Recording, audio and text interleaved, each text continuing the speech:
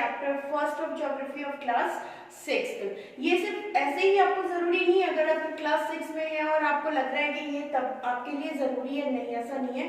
NCERT based आपको पता है हमारे जितने भी कॉम्पिटिटिव एग्जाम होते हैं, चाहे वो स्टेट लेवल के हों चाहे वो हमारे नेशनल लेवल पे हों, उन सब में एनसीईआरटी जो 6 to 12 क्लास के हैं ना, सारे सब्जेक्ट्स मोस्टली उन्हीं से कॉम्पिटिटिव एग्जाम्स में आता है। तो और जो ये हमारा ज्योग्राफी है, हिस्ट्री है, पॉलिटिक्स है, ये तो स्पेशली क्या होता है, ये दो सब्जेक्ट्स में काउंट होता है। एक तो आपके पर्टिकुलर सब्जेक्ट में काउंट होता है और दूसरा काउंट होता है ये आपके जीएस में। तो इसलिए ये बहुत ज़्यादा बेनिफिशियल होता है आपके लिए कॉम्पिटिटिव एग्जाम्स के लिए भी। तो चलिए अभी तो फिलहाल हम बात करते हैं क्लास 6 के ज्योग्राफी चैप्टर फर्स्ट के सेकंड पार्ट की। Let's start from there and हम बात करेंगे, हमने फर्स्ट पार्ट में ऑलरेडी बात कर ली थी अपने प्लैनेट्स के बारे में, हमारे जो सोलर सिस्टम है उसके बारे में, गैलेक्सी के बारे में। सो हम इस पार्ट में उसके आगे के जो चीज़ें हैं उनके बारे में बात करेंगे।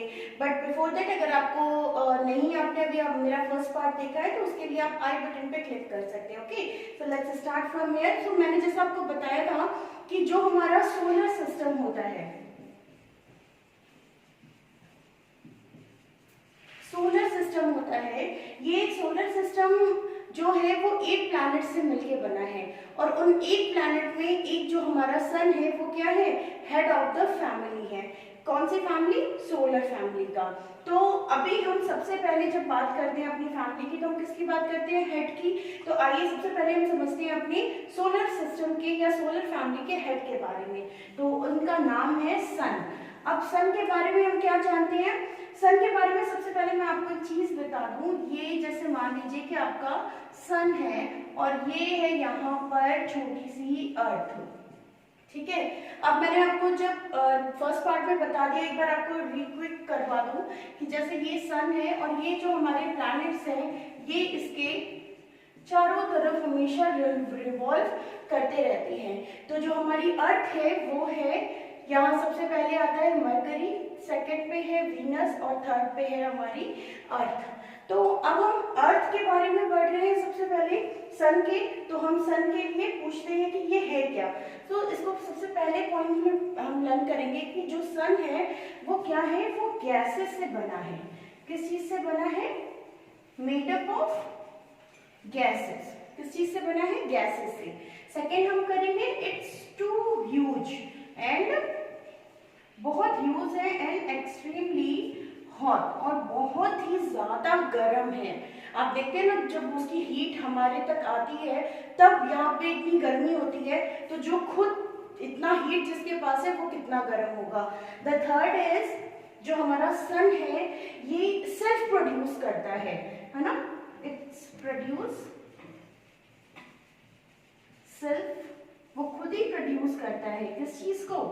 Heat and light. I told you in the first part also कि जो हमारे स्टार्स होते हैं वो अपनी हीट और लाइट को सेल्फ प्रोड्यूस करते हैं, और जो हमारा सन है वो क्या है? वो है एक star. Okay, next come to the next point, fourth one. जो हमारा सन है वो जो हमारी अर्थ है उससे लगभग 100 टाइम्स बिग है। कितना है? 100 टाइम्स। लेकिन वो हमसे इतना ज्यादा दूर है कि वो हमें उतना, जो उसकी हीट है या जो उसका साइज है वो हमें उतना अफेक्ट नहीं करता। And the last point is, वैसे तो बहुत सारे पॉइंट है लेकिन आपकी क्लास के अकॉर्डिंग और एक बेसिक जानकारी के लिए सन के लिए इतने पॉइंट्स सही हैं। सो एक लास्ट पॉइंट है, जो सन से हमारी अर्थ का जो डिस्टेंस है वो है 150 मिलियन किलोमीटर्स। ओके, सो ये एक रिक्विक सा आप देख सकते हैं इसे कि जो हमारे सन है वो एक स्टार है, वो गैसेस से बना हुआ है, ह्यूज एंड एक्सट्रीमली हॉट है, ट्रेमेंडस हॉट है, and it's provide self heat and light. इसके खुद के पास इसकी हीट और लाइट है। जैसे हमारी अर्थ को तो हीट और लाइट कौन देता है? सन देता है, बट जो सन है इसके पास अपनी खुद की हीट और लाइट है। ये 100 टाइम्स बिगर है किससे? अर्थ से। And the 150 million kilometres far away. ये कितनी दूर है? लगभग 15 करोड़ किलोमीटर। कितनी दूर है हमारी अर्थ से? 15 crore kilometres. Okay, so I hope कि आपको इतना समझ में आ गया होगा। अब हम अपने नेक्स्ट प्लैनेट की बात करते हैं, जो है सन के बाद सबसे नियरेस्ट है, this is mercury. So let's read about. So next जो हमारा फर्स्ट प्लैनेट है हमारे सोलर सिस्टम का सन में, this is mercury. Okay, so mercury के लिए कौन कौन सी चीजें हैं? सबसे पहले जो सन है मरकरी, इसका सबसे पहला जो प्लैनेट है वो मरकरी है। So first planet of solar system क्या है? नियरेस्ट टू द सन। सबसे पहली बात इसकी क्या है? नियरेस्ट टू द सन। सबसे ज्यादा नियरेस्ट कौन सा जो प्लैनेट है वो है मरकरी। सेकंड इज मरकरी जो है वो अपने ऑर्बिट पे, ये इसका ऑर्बिट कहलाता है, ठीक है। तो इसके ऑर्बिट पे वो पूरा एक राउंड लेने में कितने डेज लगाता है? 88 days. How many days? 88 days. And the third one is mercury is smallest. सबसे जो साइज है ना वो भी इसका बिल्कुल छोटा है। तो मरकरी के बारे में ज्यादा कुछ जानने के लिए नहीं है, यही 3 पॉइंट है। सबसे पहले सन के सबसे नजदीक है, नियरेस्ट है, इसको पूरा एक ऑर्बिट का चक्कर लगाने में 88 डेज का टाइम लगता है, और मरकरी सबसे छोटा प्लैनेट है, सबसे छोटा ग्रह है। सेकंड प्लैनेट है हमारा, ये रहा सेकंड ऑर्बिट, और ये रहा हमारा सेकंड प्लैनेट जिसका नाम है वीनस। ओके, सो वीनस के लिए कौन कौन सी बातें आपको याद रखनी है? सबसे पहला है, फर्स्ट जो नंबर है, it is a second planet nearest to the सन।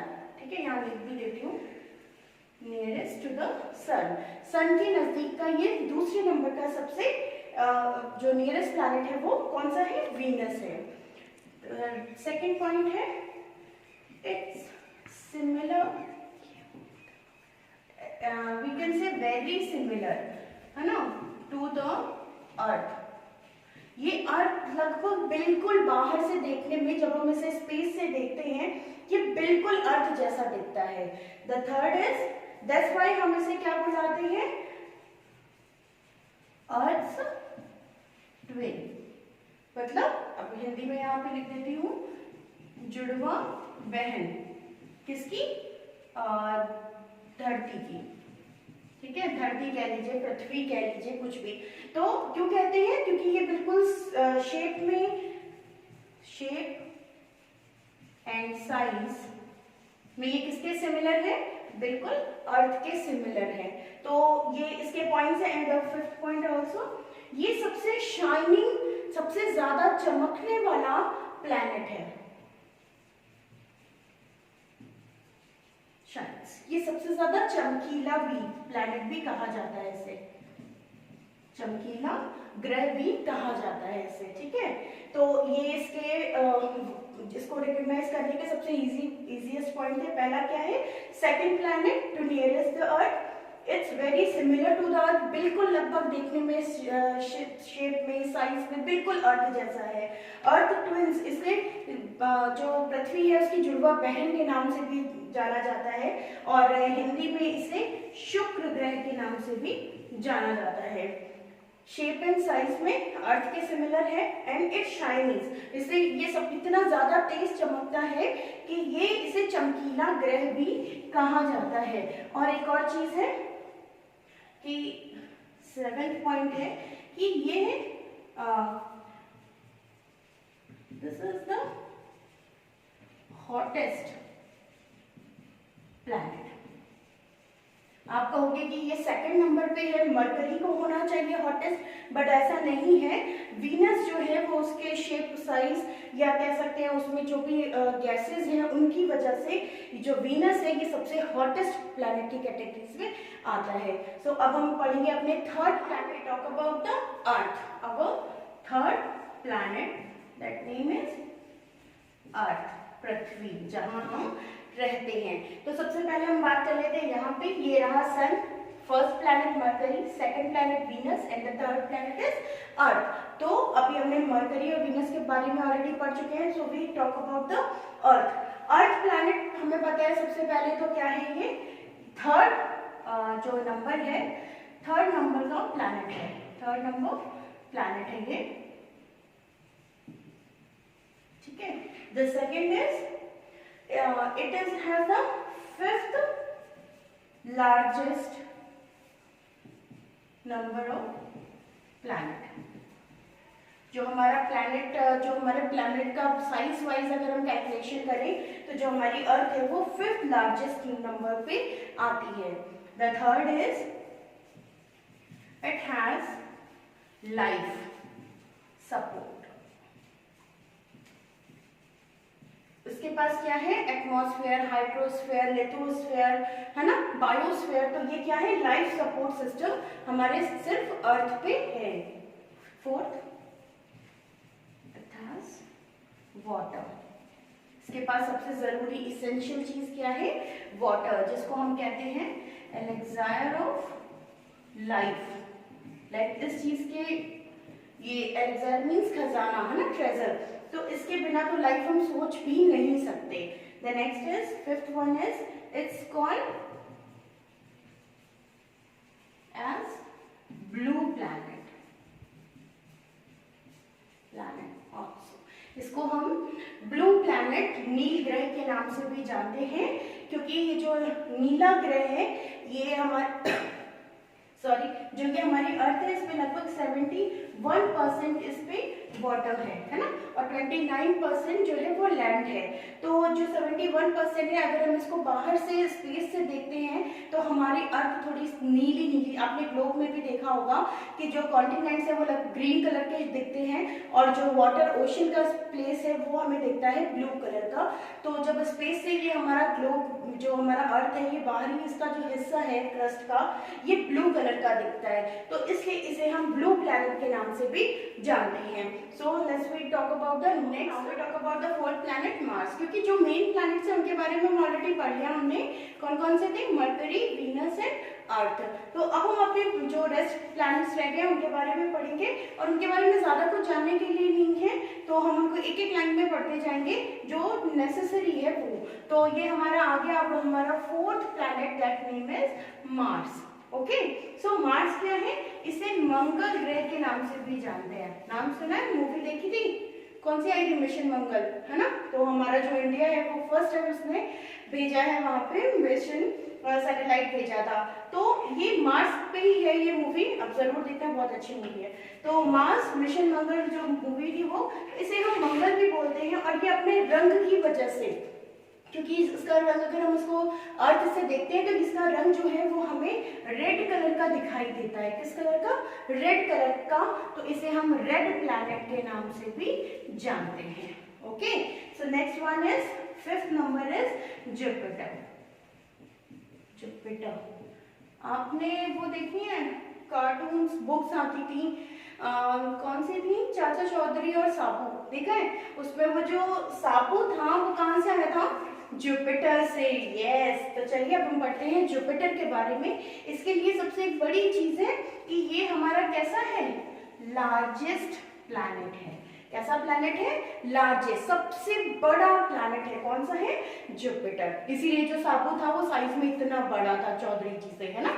चलिए, the next is the sixth number. Jupiter के बाद हमारा कौन सा आता है, सॉरी यहाँ मैंने मेंशन नहीं किया, यहाँ जाते हैं हम जुपिटर, एंड जुपिटर के बाद आ जाते हैं हमारे एक और प्लैनेट है, दैट इज सैटर्न। ठीक है, तो जो ये सैटर्न है, यहाँ पे लिखते हैं सैटर्न। ये जो सैटर्न है इसको हम शनि ग्रह के नाम से भी जानते हैं हमारे एस्ट्रोलॉजी में। और जो सैटर्न है इसके बाहर ये कुछ प्लैनेट ऐसा है, ये प्लैनेट है ना, और उसके बाद क्या है कि यहाँ पे एक ऐसे रिंग बनी है इसके ऊपर, ऐसे, शायद आपको दिख रही होगी इसमें, है ना। ऐसा ये बड़ा सा प्लैनेट है और इसके यहाँ चारों तरफ ऐसे एक रिंग सी है। जब आप इसको अपने सोलर सिस्टम में बुक्स में देखेंगे ना तो आपको कुछ ऐसा ये अलग ही दिखाई देगा। ये रिंग जो हमारे एस्ट्रोनॉट्स हैं ये बताते हैं कि जो रिंग है ये डस्ट गैसेस और आइस से बनी हुई है, जो सैटर्न प्लैनेट के चारों तरफ हमेशा चक्कर लगाते रहते हैं। ओके, तो आपको सबसे इजीली जो पहचान में आते हैं वो ये सैटर्न पहचान में आ जाता है उसकी रिंग की वजह से। ओके, सो अब हम बढ़ते हैं अपने 7th प्लैनेट की तरफ, जिसका नाम है यूरेनस। यूरेनस जो है वो हमारा सेकंड कोल्डेस्ट प्लैनेट है, ठीक है। और जो लास्ट वाला है 8th नेपच्यून, ये है हमारा कोल्डेस्ट प्लैनेट। ओके, सो नेपच्यून को हम हरा ग्रह भी कहते हैं। कौन सा ग्रह कहते हैं? ग्रीन प्लैनेट के नाम से भी जानते हैं, क्योंकि ये जब हम बाहर से देखते हैं तो ये कुछ हरे रंग का दिखता है, तो इसको हम ग्रीन प्लैनेट के नाम से भी जानते हैं। तो अच्छा है ना, मतलब अर्थ जो है वो blue planet, Mars red planet और जो हमारा नेपच्यून है ये ग्रीन प्लैनेट। तो ये इनकी कुछ एग्जैक्ट चीजें थी जो आपको पता होनी चाहिए, चाहे वो कॉम्पिटिटिव एग्जाम हो, चाहे वो आपके होम एग्जाम्स हो। सो आई होप आपको प्लैनेट्स के बारे में समझ में आ गया होगा। Let's we talk about our next point, that is orbit. Orbit खाइए कभी, है ना? ऑर्बिट खाओ, दांत चमकाओ। चलो लेट्स फॉरगेट इट। ऑर्बिट क्या होता है? ये वर्ड आपको बार बार सुनने को मिलेगा ज्योग्राफी में। ये होता है स्पेशली जब हम अपने प्लैनेट्स के बारे में पढ़ रहे हैं। अब मैं आपको फिर आप बोलो, ये देखो ये रहा सन, ठीक है, और सन के चारों तरफ हमारे जो प्लैनेट्स हैं ये घूमते जा रहे हैं। बट आपने कभी नोटिस किया है, जब भी हम इनको पिक्चर्स में देखते हैं, आप देखोगे एक पतली सी लाइन जो है वो बनी होती है और उस पे कहीं जो वो प्लैनेट है वो दिखा दिया जाता है, ठीक है। तो ये जो आपको पूरा एक पाथ दिखाया जा रहा है, पूरा एक रास्ता दिखाया जा रहा है, इसी को हम बोलते हैं ऑर्बिट। और जो प्लैनेट्स है वो कभी भी अपना जो वे है, जो पाथ है, वो कभी भी चेंज नहीं करते हैं। सबसे बड़ी बात क्या है? Path not changed. ये कभी भी अपना जो पाथ है, जो रास्ता है, वो कभी भी चेंज नहीं करते। ये सबसे समझने और याद रखने वाली बात है। जैसे सपोज कि ये रहा हमारा मरकरी, फर्स्ट प्लैनेट, ये आज तो ऐसे जा रहा है ना? मैंने आपको बताया कि 88 डेज में ये अपना 1 राउंड कंप्लीट करता है ना, ऑर्बिटिकल राउंड। अब ये पता चला एक दिन ये थोड़ा छोटा हो गया, तो क्या होगा? या फिर एक दिन ये थोड़ा सा बड़ा हो गया, तो क्या होगा? ये दूसरे जो ऑर्बिट है, जो दूसरे प्लैनेट का ऑर्बिट है, ये उसको डिस्टर्ब कर देगा और क्या होगा? 2 प्लैनेट्स आपस में टकरा जाएंगे। तो ये एक, अब आप इसको कुछ भी कह सकते हैं, ग्रेविटिकल फोर्स कह सकते हैं, एक दूसरे का मैग्नेटिकल फोर्स कह सकते हैं। बट जो प्लैनेट्स हैं वो एक निश्चित दूरी पे होते हैं और वो अपने ही ऑर्बिट में घूमते हैं। जैसे जो मरकरी है वो सिर्फ अपने ही ऑर्बिट फंक्शन में घूमता रहेगा, वो कभी चेंज नहीं करेगा। चाहे लाइक उसका ये है ना, तो वो हमेशा यही घूमेगा, इतने ही पार्ट में। ये कहलाता है उसका ऑर्बिट पाथ। आई होप समझ में आ गया होगा आपको। सो ऑर्बिट पाथ को समझने के लिए, ये ऑर्बिट पाथ होता है, ये एक फिक्स्ड पाथ होता है और इनकी जो ड्यूरेशंस हैं, जो डे में जो ये घूमते हैं, इनको हम ऑर्बिटिकल पाथ कहते हैं। और ये किस शेप में होते हैं? ये होते हैं हमारे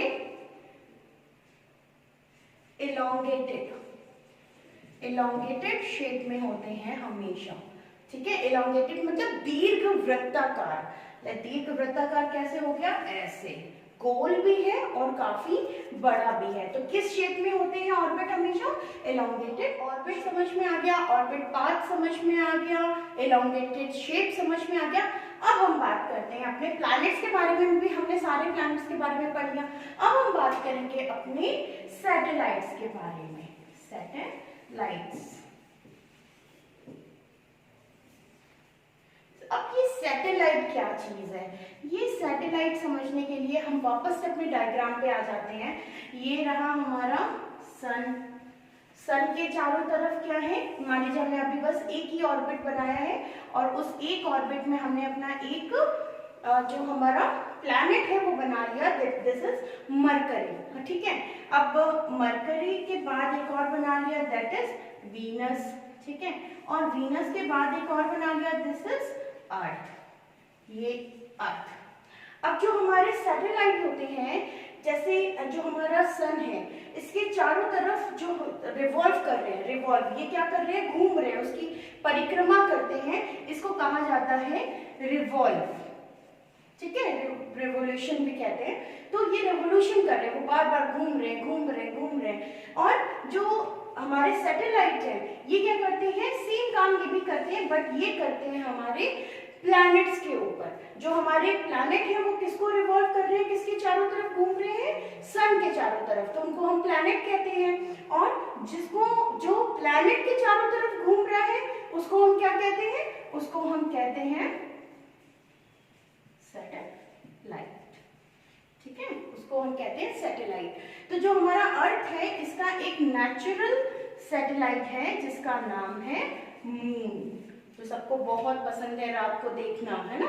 तो अब ये सैटेलाइट्स क्या होते हैं और इनके क्या क्या पॉइंट हैं, इनको हम कैसे पहचान सकते हैं। तो पहली बात तो आप समझ गए यहाँ पे कि जो सैटेलाइट्स हैं वो क्या है, कैसे हैं, वो होते हैं हमारे रिवॉल्व अराउंड द प्लैनेट, वो प्लैनेट के चारों तरफ घूमते रहते हैं और वो क्या कहलाते हैं, हमारे सैटेलाइट कहलाते हैं। हमारे पास हमारे सोलर सिस्टम में अप्रोक्सीमेटली 50 नेचुरल सैटेलाइट्स हैं। कितने टोटल सैटेलाइट्स हैं हमारे पास, 50 सैटेलाइट्स हैं। लेकिन अब वो जो 50 सैटेलाइट्स हैं वो अलग अलग प्लैनेट्स के पास अलग अलग जो उनकी क्वांटिटी है उसके अकॉर्डिंग है। लेकिन वीनस एंड मरकरी, इनके पास, वीनस एंड मरकरी के पास कोई भी सैटेलाइट नहीं है। किसके पास नहीं है, वीनस और मरकरी, टोटल कितने हमारे पास 50, जिसमें कि वीनस और मरकरी के पास एक भी नहीं है। और एक सैटेलाइट है मून, किसके पास है, अर्थ के पास। उसके बाद हमारे जितने 5 प्लैनेट्स बचे हैं उसमें से जो बाकी हमारे 49 प्लैनेट्स हैं वो सारे उन सब में डिवाइड है। ओके, सो ये रही आपके सैटेलाइट्स, आई होप आप समझ गए होंगे। So next we talk about the next point. So now we talk about the moon.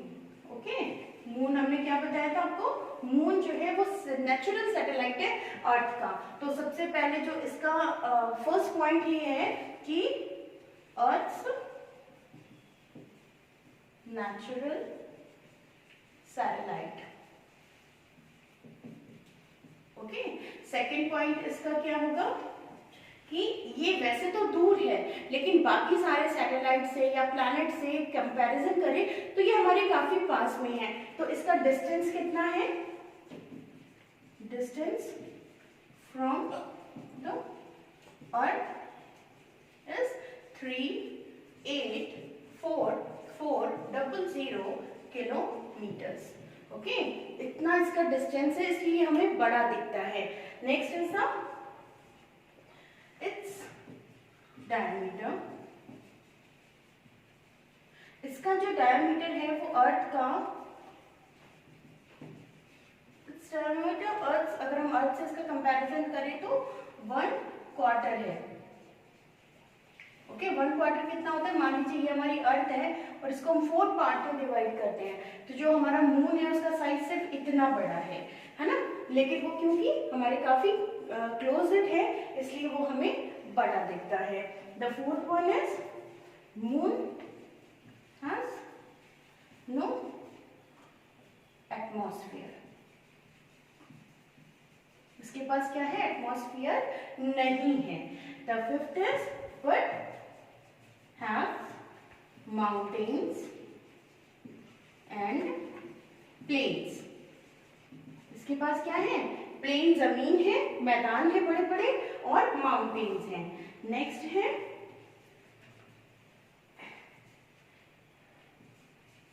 Orbit takes 29.5 days to complete one revolve. एक जो रिवॉल्व है वो लेने के लिए, जैसे मान लीजिए ये हमारी अर्थ है, अब ये अर्थ के चारों तरफ चक्कर लगाने के लिए जो मून है इसका ऑर्बिट कितना टाइम लेता है, 29.5 डेज का टाइम लेता है। और एक और बात आपको बता दूं कि 7th नंबर जो है फर्स्ट टाइम जो हमारे नील आर्मस्ट्रॉन्ग है, अमेरिकन एस्ट्रोनॉट, कौन थे? Neil Armstrong and American astronaut, ये इन्होंने फर्स्ट टाइम वर्क किया था मून पे। वो जो डे था वो था 21 जुलाई 1969। सो ये कुछ इंपॉर्टेंट पॉइंट्स है मून से, जिसमें कि ये बहुत ज़्यादा इंपॉर्टेंट है, जो कि बार बार जो कॉम्पिटिटिव एग्जाम्स है उनमें आता ही रहता है, कभी डेट को लेके, कभी सन को लेके, कभी उनको नेम को लेके। तो ये सारी चीज़ें जो है वो मून से रिलेटेड है, जो सैटेलाइट, नेचुरल सैटेलाइट है हमारे अर्थ का। अब मून के बारे में हम इतना तो पढ़ गए, एक चीज़ और रहेगी 8th पॉइंट की, it's reflects on sun's light. जो सन की लाइट है उसकी वजह से ये रिफ्लेक्ट करता है, इसलिए हमें ये दिखाई देता है, अदरवाइज ये हमें दिखाई नहीं देगा। तो ये सारे पॉइंट्स हम लर्न कर लीजिए। अब हम बात करते हैं हमारे मून के फेसेस के बारे में। अब ये फेसेस क्या है, सो लेट्स रीड इट।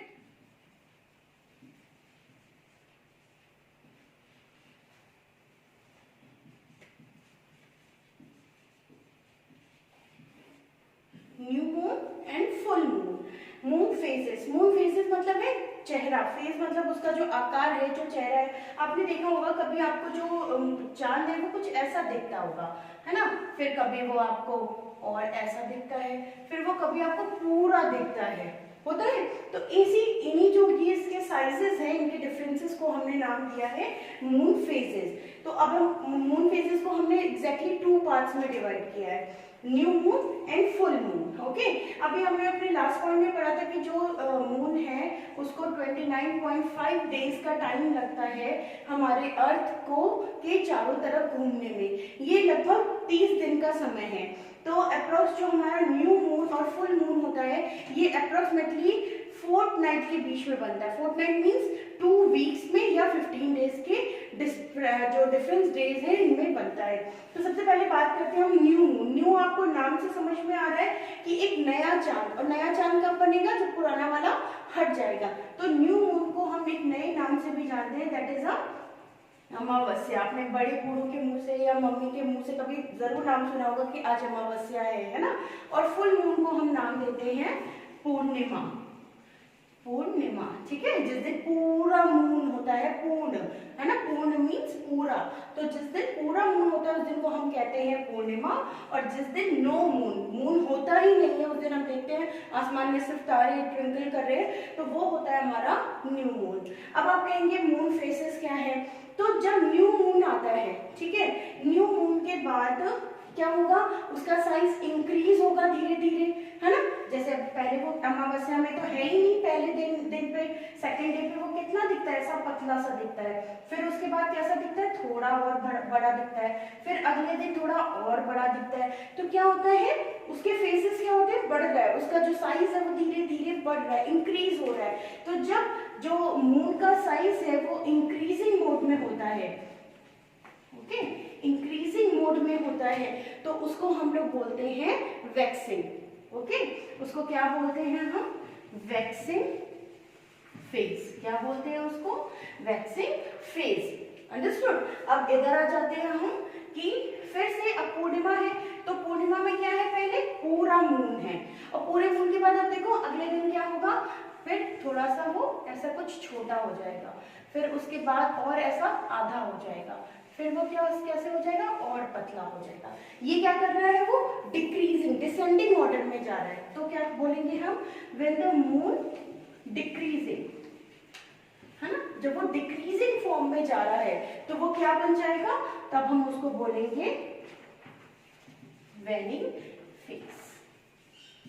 तो आई होप आपको समझ में आ गया होगा मून के फेसेस किसको बोलते हैं, उसके साइज का डिक्रीज या इंक्रीज करने को हम बोलते हैं फेसेस। क्योंकि जो हमारा मून है वो हमारे अर्थ के चारों तरफ रिवॉल्व करता है बिटवीन द 29.5 डेज के ड्यूरेशन में, इसलिए ये जो मून है ये हर 15 दिन पे अपना जो आकार है वो लगभग रोज चेंज करते हैं और लगभग हर 15 दिन पे ये एक बार डिसअपेयर हो जाते हैं और एक बार हमें पूरा मून देखने को मिलता है।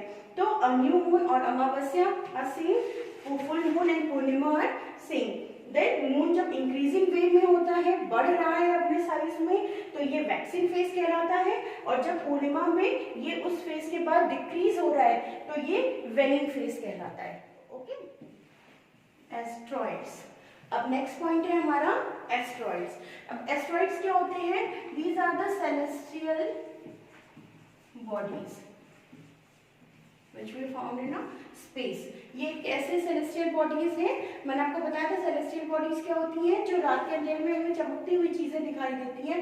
लाइक वो स्टार हो सकते हैं, मून हो सकते हैं, एस्ट्रॉइड्स हो सकते हैं, मेटोर्स हो सकते हैं, कॉमेट्स हो सकते हैं। तो ये उन्हीं में से एक है, that name is asteroids. Okay, इनका सेकंड जो इम्पोर्टेंट पॉइंट है, ये कैसे होते हैं? ये रॉकी मटेरियल से बने बड़े बड़े से पत्थर से दिखते हैं, ये रॉकी मटेरियल्स के होते हैं।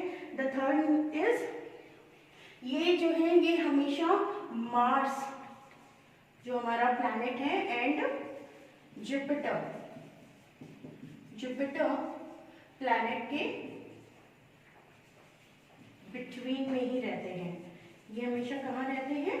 मार्स और जुपिटर के बीच की जो जगह है ये हमें लगभग वहीं हमेशा घूमते हुए, रिवॉल्व करते हुए मिलते हैं। सो ये एस्ट्रॉइड्स था। The next point is meteors. The next point is meteors. Meteors क्या होते हैं? ये भी एक रॉकी फॉर्म होते हैं, रॉकी एंड डस्ट से फॉर्म्ड होते हैं। ठीक है, बनी हुई चीजें होती हैं। ये कहाँ घूमते हैं? ये रिवॉल्व करते हैं, इट्स रिवॉल्व अराउंड द सन। ये सन के चारों तरफ चक्कर लगाते रहते हैं। ठीक है, अब सन के चारों तरफ रिवॉल्व कर रहे हैं, चक्कर लगा रहे हैं। अब कभी कभार क्या होता है, ये जो है वो अपने पथ से भटक जाते हैं। ठीक है, तो क्या होता है, ये कभी जो हमारी अर्थ है उसकी ग्रेविटेशनल फोर्स में आ जाते हैं, और जैसे ही ये अर्थ की ग्रेविटेशनल फोर्स में आते हैं तो क्या होता है, हमारे पास क्या है, हमारे अर्थ में एटमॉस्फेयर है। तो एटमॉस्फेयर में क्या है? ऑक्सीजन है।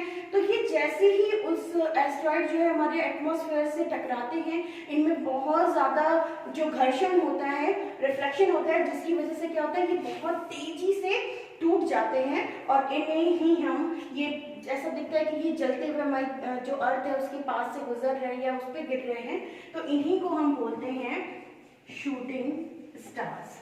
अब इनका नाम तो आपने सुना ही होगा, बहुत सारी बॉलीवुड मूवीज में दिखाते हैं ना, विश मांगते हैं, है ना, टूटते तारे से।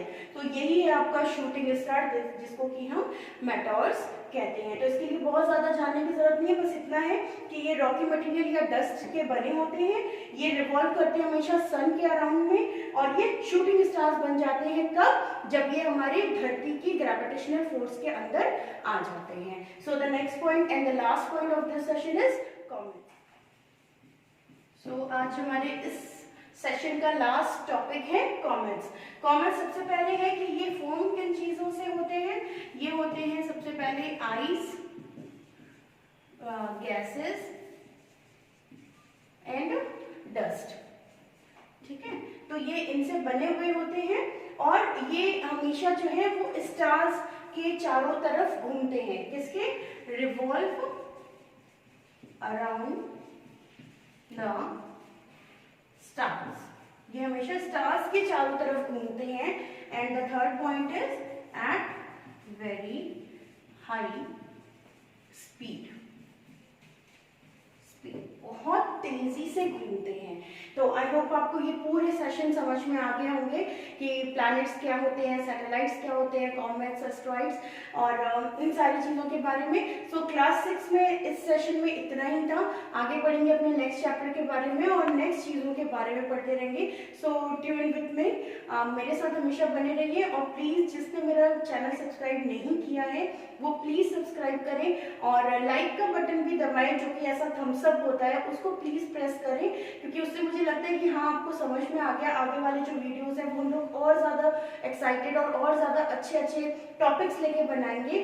So please subscribe my channel if you don't, and please like it. Thank you.